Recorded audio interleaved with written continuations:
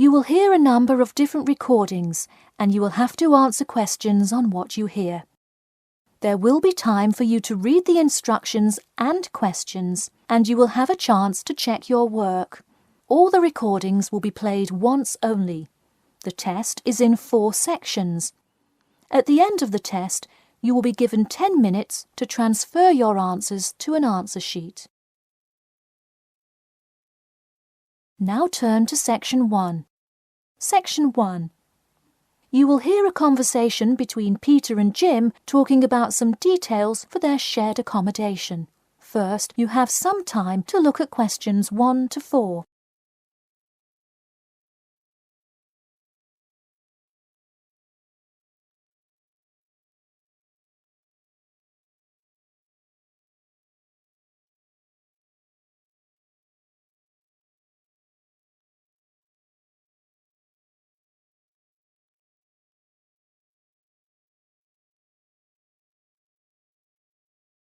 You will see that there is an example which has been done for you.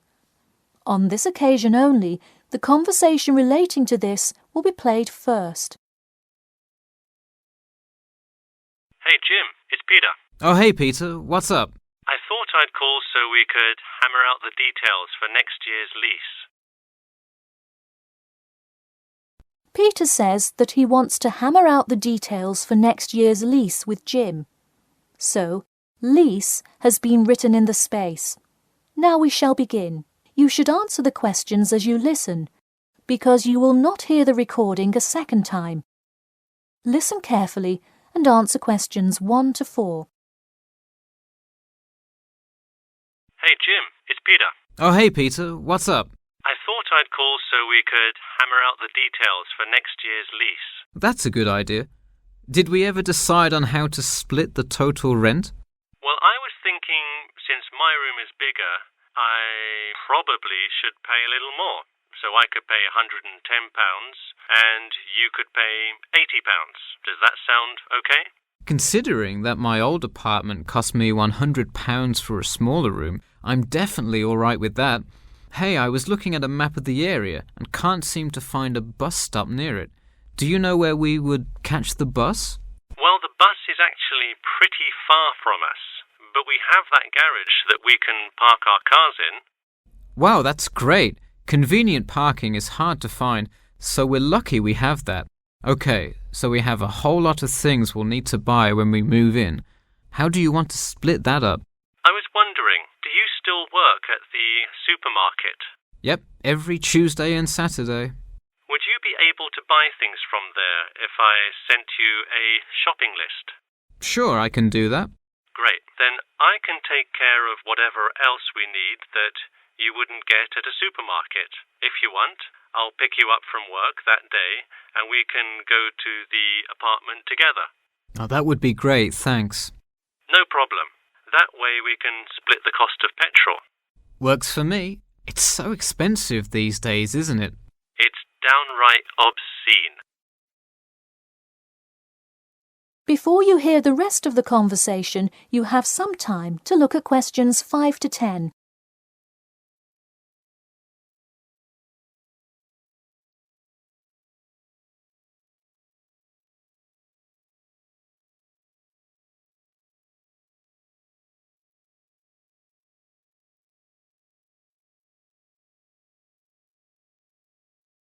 Now listen and answer questions 5 to 10. So let's figure out what appliances we need. Do we have a microwave? Yes, the landlord's providing that for us. Hey, do you still have that space heater, though? We need one for the kitchen since it's not connected to the central heating. All right, I'll bring that. Anything else? Well, I have some dining room and living room furniture I can bring, so that should take care of most of the big stuff. You know what we do need, though? Could you bring a toaster? I actually don't have one. It doesn't come with the microwave.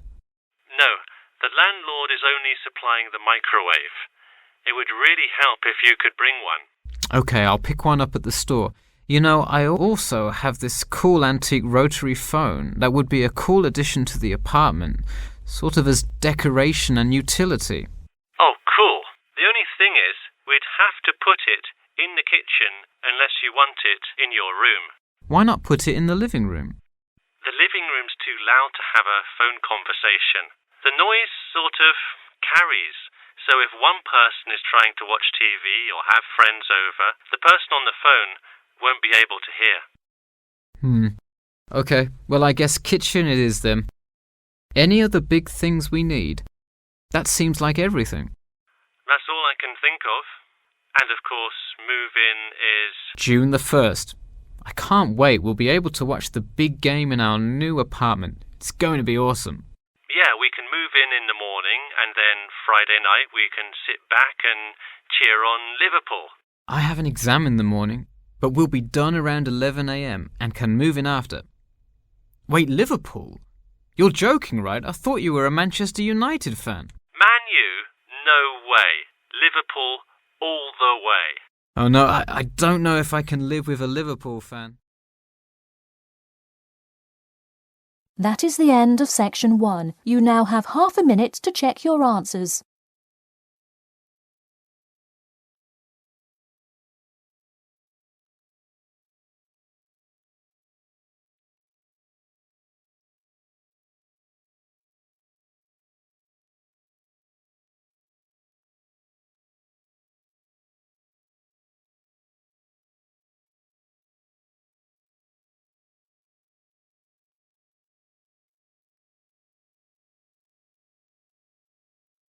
Now turn to section 2. Section 2.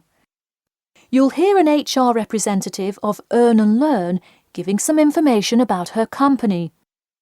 First, you have some time to look at questions 11 to 16.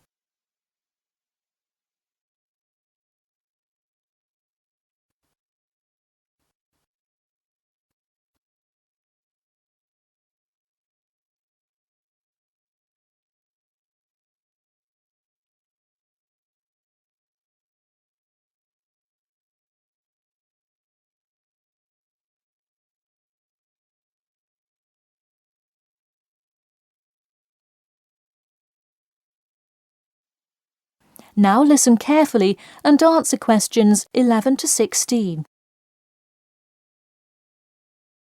Welcome to all of you. Can everybody see and hear me? Good. I'm Sarah Connor, an HR representative of Earn and Learn. I have been asked today to talk to you about our company. So, for those of you who don't know very much about the company, let me start by giving you some basic information about it. Earn and Learn started nearly 20 years ago. It is not a charity but a for-profit company that enables promising entrepreneurs to make money while traveling. During the past 10 years, it has grown rapidly and has gained great influence in most countries of the world. We have a partnership with the school and take a large number of recent graduates from the business school. So, if you are a recent graduate, I'd say you can consider applying to our company. Before your application, you might be curious about what sort of places you could go to. There are 4 main locations, but you also have the freedom to submit a different location, and if they can make the necessary arrangements, you can go. The first country Earn and Learn established locations was the US, where you may choose from multiple locations, as long as you can commit to their more rigid schedule of August to December.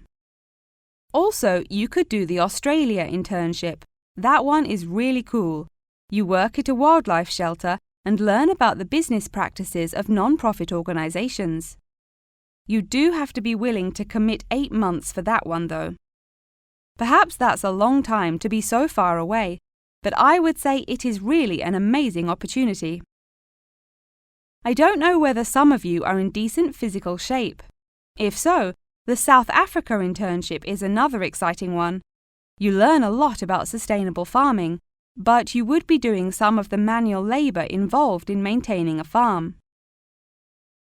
Indeed, it's hard work, but I think you would definitely be able to do it. It may be wise to wait until after their summer is over, so it's not so terribly hot. In addition, there is a most recently established location in India. This one gives you more of a study abroad feel, given that they arrange a host family for you to stay with. In the other locations, You live in an apartment with other interns, so this is definitely a unique experience. Before you hear the rest of the talk, you have some time to look at questions 17 to 20.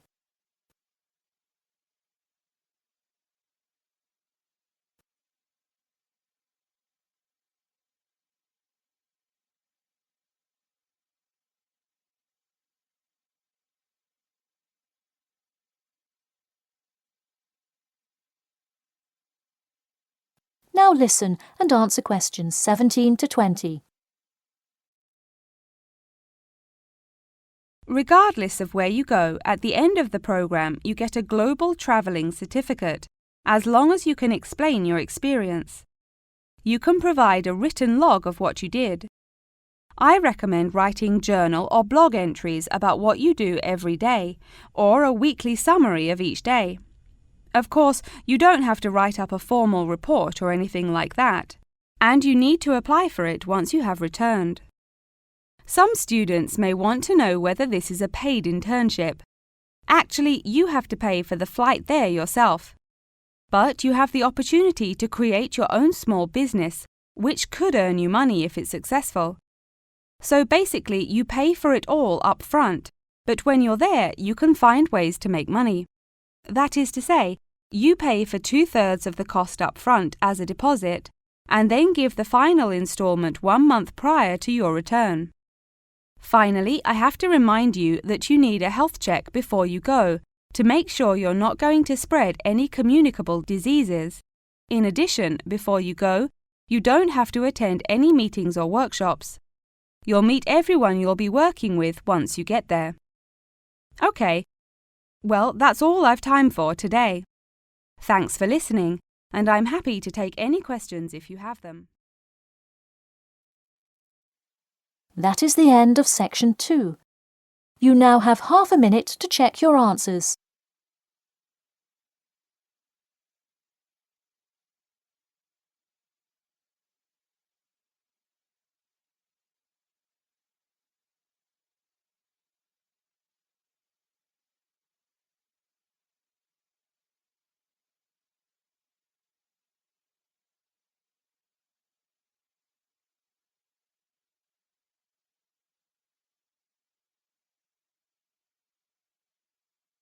Now turn to section 3. Section 3. You will hear a student called Margaret Parkinson talking about the class she missed on Thursday with her professor. First, you have some time to look at questions 21 to 26.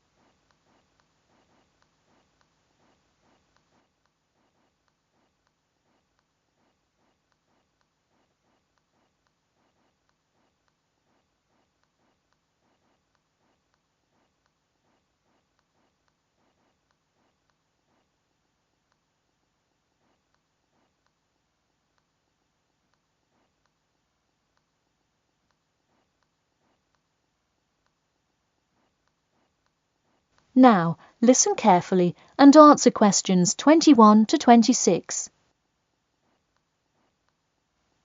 Hi, Professor Timmons? Do you have a few minutes? I was hoping to talk about what I missed on Thursday. Hello, come in. Sure, sit down. Could you tell me your name, please? Margaret, sir. Margaret Parkinson. I apologise for missing your class, but I had to go to the hospital. I'm sorry to hear that. Everything is okay now, though, I hope? Yes, thanks. Glad to hear it. So on Thursday, I outlined the research project that will account for 30% of your grade. All students will be divided into groups and will give a well-researched presentation to the class covering a specific topic relevant to student life. Oh, that sounds interesting. Can we choose just any topic that pertains to life as a student, like how to start your own student organisation? Well, though I'm sure that would be an informative presentation, I've already chosen a list of topics which I will assign. As an example, I assigned one group the topic of student loans. They're to research not just the prevalence of students who have loans to pay for their tuition, but information as to how best to manage these loans and possible scholarships that could alleviate some of the financial burden. That one sounds particularly interesting to me. Could I request that topic? I could easily find out a lot about it by stopping by the finance office on my way to class. Unfortunately, that one's already taken by another group. I have, however, assigned you to a group and given you all one of two choices. Oh, I see. What are the choices? The first is discussing smoking, trends in the number of student smokers compared with the general population, popular reasons students take up smoking, and more healthy alternatives to smoking.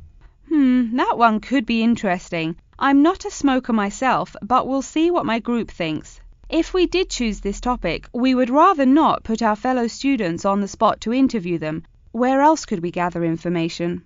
How about where the cigarettes are sold? Oh, that's a great idea. I could interview the manager of a supermarket and find out the average age of people buying cigarettes, or how much they buy, that sort of thing. Precisely. Okay, I'll keep that in mind. And what was the other topic? The other topic is the practice of natural medicine. It sounds far more specific than the others, but it is more of an exercise of outlining a career path. If your group chooses this, you would cover the specifics of becoming a doctor of natural medicine, how to become licensed to practice natural medicine, what the career outlook is, etc. You could find much of the information you need on this in the careers office. Wow, that would be really helpful, not just in learning about natural medicine, but in how to approach researching any career path. That's the idea. I want groups to really think outside the box to find information on their topics. They should interview multiple sources. Okay, now I think I have the general idea. Before you hear the rest of the talk, you have some time to look at questions 27 to 30.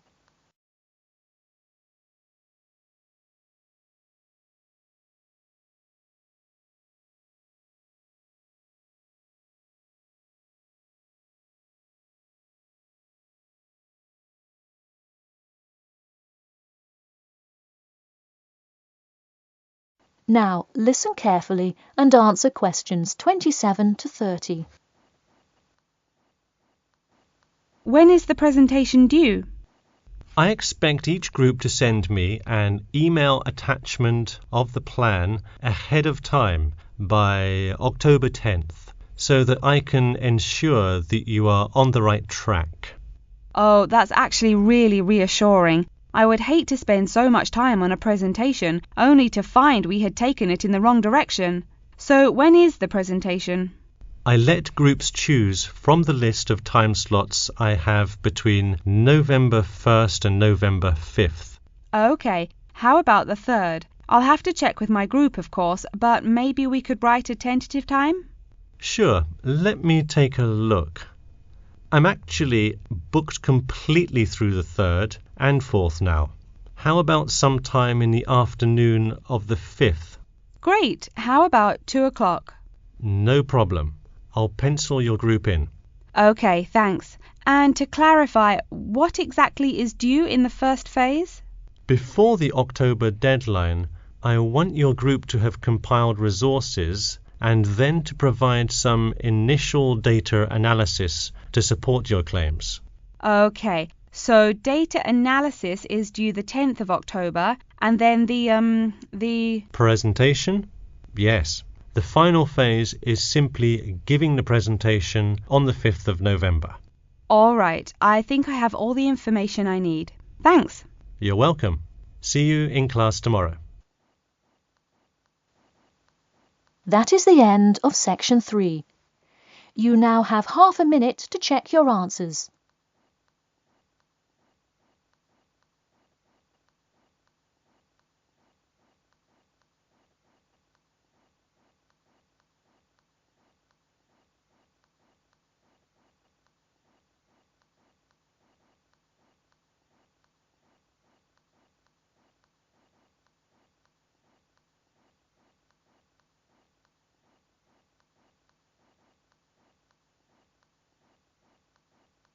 now turn to Section 4. Section 4. You will hear an introduction about an eco-friendly building called the Gherkin. First, you have some time to look at questions 31 to 40.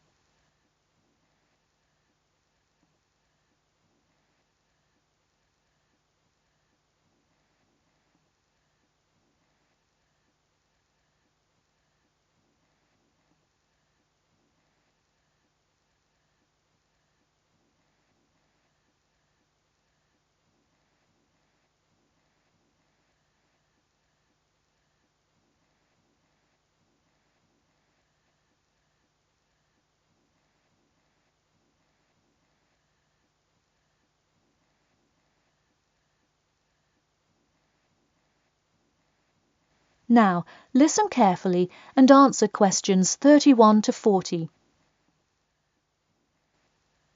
Today, I'd like to tell you about how UK architects are playing their part to address the issue of global warming. You have seen many of these iconic buildings while going about your everyday life, but you may not know how they are affecting your tomorrow. In 2003, construction was completed on the famous Swiss rebuilding, or more informally called the Gherkin, a true masterpiece commissioned by the law offices of Foster and Partners. This is not the first ambitious endeavour of the firm. They are renowned for their various philanthropic environmental efforts. The Gherkin, with its cut-and-edge green initiative and sharp design, is gaining recognition as an icon in modern architecture. You can pick it out of the London skyline by its unorthodox cigar shape. While its appearance is the obvious attribute at which to marvel, there is far more to this building than meets the eye. And let's face it, there's a lot about this building that meets the eye. The building helps reduce the city's carbon footprint in a number of ways. Just a quick note, in case you're not familiar with the term carbon footprint, get used to it. It's a buzzword you'll hear relentlessly to talk about reducing emissions. Think of it as the amount of harmful greenhouse gases that are given off into the environment by a single person, organization, or product. So going back to the Gherkin building, perhaps the most obvious as well as the most significant eco-friendly feature is the glass windows, which allow light to pass through the building, both reducing heating costs and brightening up the workspace. The ingenuity behind the various eco-friendly aspects of the Gherkin has seen its fair share of publicity both from serious and silly sources. In a recent April Fool's Day edition, One e-publication printed a story detailing plans to replace 50% of the current exterior with grass, which would not only make large steps in the name of sustainability, but also give the building the green hue that would truly earn it the nickname of the Gherkin. The only drawback is, as you may have guessed, that this story was an April Fool's Day joke and completely made up.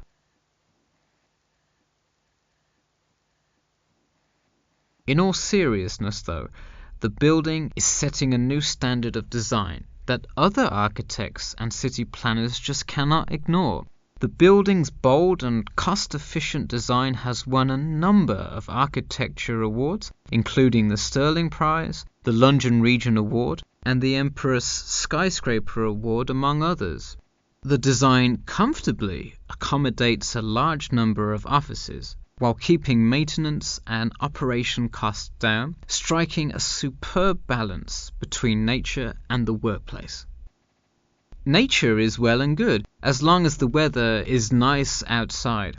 Given London's notoriously bad weather, the architects knew they must devise a quality temperature regulation system, and that they did. A special system designed to reduce the building's reliance on air conditioning was devised that cuts consumption in half compared to standard office buildings. There are atria that link each floor vertically to one another, forming spiraling spaces up the entire building. They serve not just as social common spaces, but also act as the building's lungs, distributing clean air from the opening panels in the facade through the entire building. The building isn't all business though. It has its fair share of fun as well. At the very top, a club room offers a picturesque entertainment spot for company functions, private parties, etc., with a breathtaking panoramic view of the city. The creation of such an innovative structure has many wondering what the future of urban planning and architecture may be. Well, if the other projects currently commissioned by Foster & Partners are any indication, the entire city constructed with similarly eco-friendly buildings is not far in the distance. The Masdar City development aims to create a desert city that produces zero waste and removes as much carbon dioxide from the atmosphere as it puts in, a huge feat in protecting our Earth. The Gherkin is a truly impressive feat, yet it is not the only one worth noting. Now to move on to another green initiative, I'll tell you about the Eden Foundation building found in Cornwall. That is the end of section 4. You now have half a minute to check your answers.